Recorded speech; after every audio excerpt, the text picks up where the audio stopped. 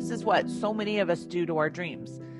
We confuse them. It's like we block our dreams with confusion, and I don't know. And one of the things that is really important is the process to making a decision.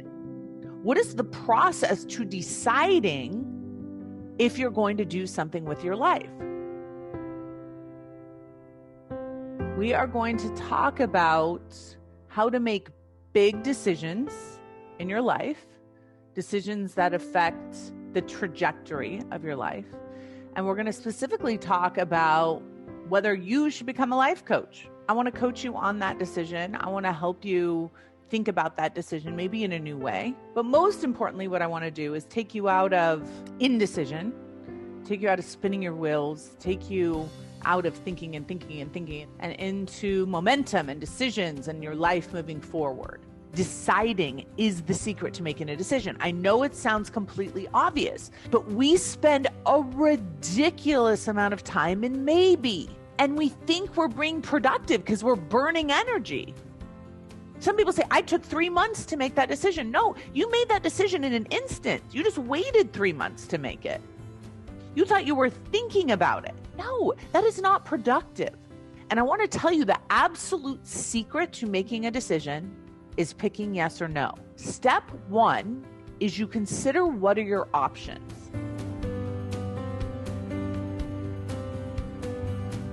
One of the questions that's really powerful to ask yourself when you're considering doing something, so you're considering continuing to be an attorney and continuing with that career, or becoming a life coach. So it's important to understand what our options are. Yes, I will become a life coach and get certified by the life coach school, or no, I will not. I don't like you being in the middle right now because you're not being the best attorney you can be when your mind's kind of over here going, this could be fun. Yeah. Like, why don't we believe in ourselves? Our brains don't let us believe in ourselves, and we question whether we can, like you said, hack it.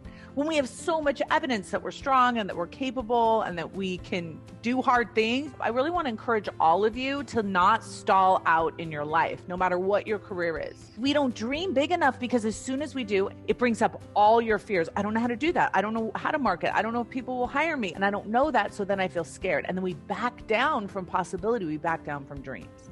And all I want you to do is take time in your life to explore what's possible for you. When you say no to becoming a life coach, then you go back to your life and get completely refocused on that. Or you say yes to being a life coach and you move forward in the trajectory of what is some of your dreams. Why don't we go to the place where we let ourselves imagine it? Yeah. And I just want to give all of you, especially women, permission to believe in yourself, even if it's just for 5 minutes a day. Like, could I be the person that could hack this? Could I actually do this? And of course, as you go through the training, as you go through the life coach training, we do help you get over yourself, because you got to get over yourself in order to succeed. So your decision to become a life coach, it's based on identity, who you want to be, how you want to show up, the challenges that you want to put in front of yourself, the excitement that you want to have in your life. You want to change your day to day.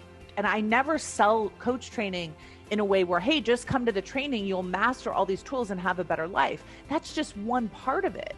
I want you to come to the training and make all your dreams come true.